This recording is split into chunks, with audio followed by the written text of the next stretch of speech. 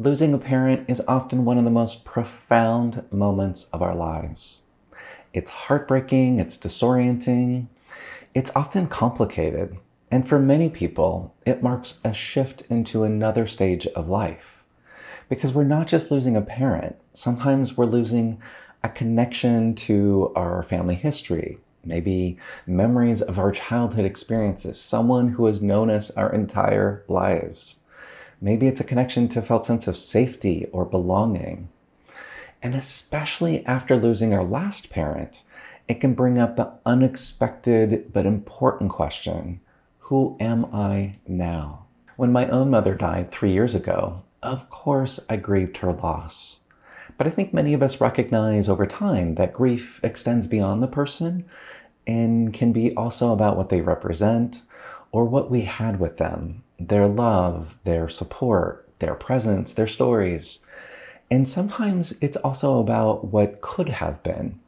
Maybe the conversations that never took place. Maybe the healing that we hope would come. Maybe the kind of relationship we really, really wanted to have with them. So sometimes it's about grieving the loss of what was, but also the loss of what could have been. Grief can feel very different depending on our specific relationship with a parent. So for example, while some parents can be loving and warm and supportive most of the time, other parents can be distancing or cold or toxic or cruel even. And so just like relationships can be different, our grief can be different too. There's no right or wrong way to grieve. There's no perfect timeline. The task at hand is to allow ourselves to feel what we feel without forcing ourselves to try and feel something we don't. Losing all parents can feel especially surreal because parents can carry parts of our history that no one else knows. They remember us as babies or when we were 5 or 10 or special moments in our lives. And so people can feel kind of like they're unexpectedly untethered, that there's no one really to call to ask, do you remember when? Grief isn't a problem to solve, it's an experience to move through.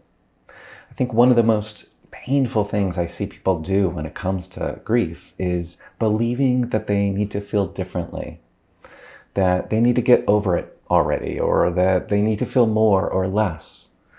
But forcing yourself to feel something you don't, or minimizing what you do feel, usually just creates further disconnection from yourself. It can delay the grieving process or intensify it. So for some people, these feelings become less intense or less frequent over time. And for others, it remains a significant impact in their lives. Again, there isn't a right or wrong way here. Sometimes it's truly just a reflection of how deeply they loved or were loved. So I want to really encourage you to give yourself space, to pace yourself, to allow yourself to feel what you do, recognizing that whatever process you're going through can be done with kindness and acceptance and love.